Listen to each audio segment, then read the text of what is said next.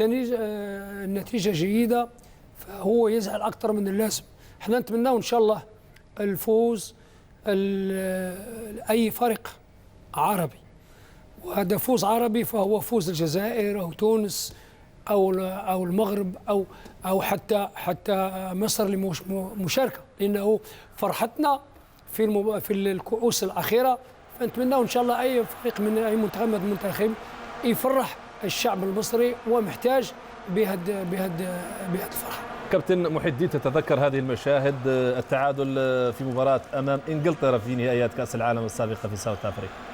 أكيد كان بإمكانه يفوز، وكان كذلك كانت عنده فرصة أمام أمريكا قبل ما يسجل الفريق الأمريكي، فأدى مباراة. وهذه هي دائما قوة المنتخب الجزائري، هو الروح القتالية موجودة وللعب حتى الأخير لحظة. هذه المباراة خلت أن تعطي الثقة مش إلى الفريق والكرة الجزائرية، لهذا الجماهير إلى اليوم نشاهدوا عبر الشاشة ومراسل الجزيرة بينا كل ما فيه من مشجعين في كأس أفريقيا.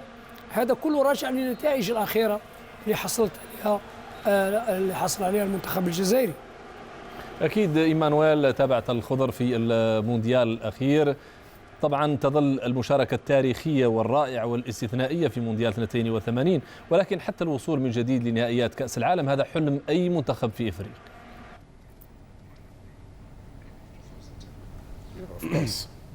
شيء مؤكد بالرجوع إلى تاريخ المنتخب الجزائري. أحسن عطاء كروي كان عام 1982.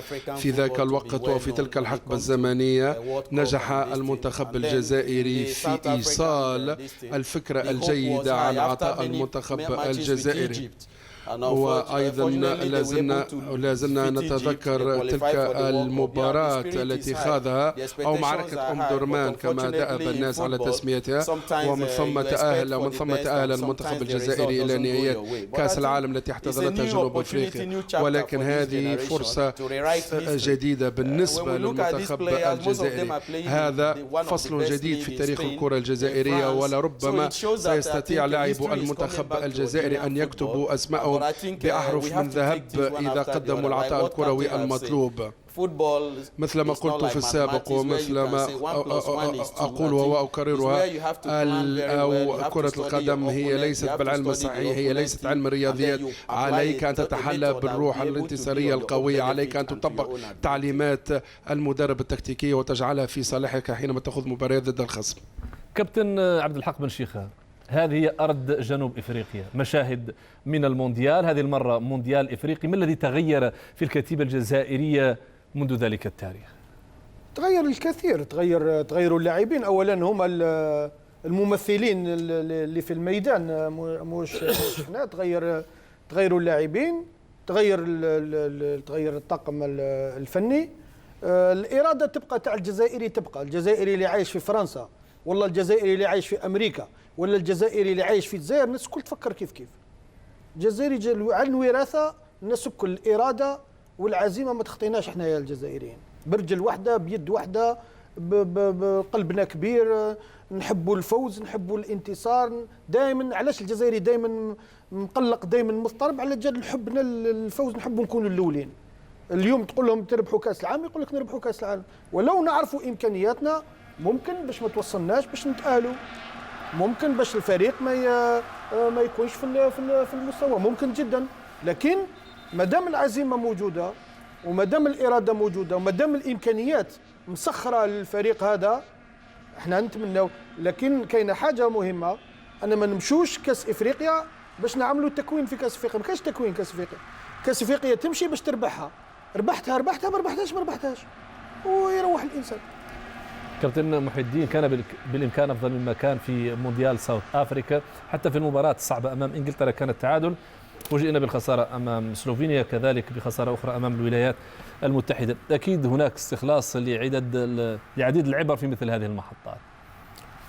أكيد كل مرحلة تأتي بإضافة على مستوى على مستوى الخبرة. فلا بد ما تأخذ بعين الاعتبار كل المباريات اللي تلعبها قبل دورة قوية مثل كأس العالم الإفريقي. فلهذا المطلوب دائما من اللاعبين دائما يراجع نفسه ويشوف نفسه في المباريات ويعرف كيف يبدا هو الأول اللي يعالج الأخطاء اللي ارتكبها، ثم تأتي العلاج من طرف المدربين. تغيرت أشياء كثيرة في الفريق. اليوم الفريق يحاول دائما يهاجم ويحاول يفوز ويدخل دائما في المقابلة للفوز بدون حسابات، ولكن لما تكون في تحضير جيد. اليوم أنا أقول بأنه ماهوش في تحضير جيد، ولكن إرادة اللاعب الجزائري وكذلك ربما الخطة المحكمة اللي راح ينهجها المدرب ربما تعوض هذا نقص المباريات والنقص التحضير. في الجانب التحضيري هناك نقطة مهمة، طبعا أنتم كأطر وكمدربين الجانب السيكولوجي، الرفع من معنويات اللاعبين، من أجل ذلك هناك ربما فلسفة خاصة حتى أن يتحول المنتخب الجزائري وبعثة الخضر صوب سفاري جنوب إفريقيا في ذلك متعة، في ذلك خروج من الضغط. التقرير التالي يقربنا أكثر من رحلة الخضر في سفاري جنوب إفريقيا. 11 يوما من العمل الشاق والتدريبات الصباحية والمسائية للمنتخب الجزائري في معسكره بمدينة روستنبورغ بجنوب إفريقيا. وبعد المباراة الودية أمام جنوب إفريقيا كان لزاما أخذ قسط من الراحة والخروج عن أجواء التحضيرات والمنافسة. ولم يجد المنتخب الجزائري أحسن من سفاري بلانسبرغ للقيام برحلة إلى عالم الحيوانات.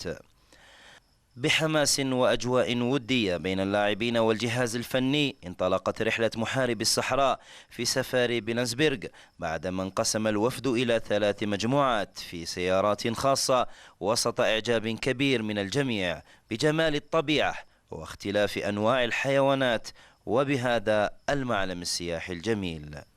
أغلب الحيوانات مسالمة وليست خطيرة، ولكن أحيانا لا بد من الحذر. واصل المنتخب الجزائري رحلته بين عالم الحيوانات قبل أن يعود بعد ذلك للمرحلة الثانية من المعسكر بمدينة روستنبورغ، تاركا وراءه ذكريات جميلة بهذا المكان الجميل. نسيم روبيكا، الجزيرة الرياضية، من سفاري بلانسبرغ روستنبورغ.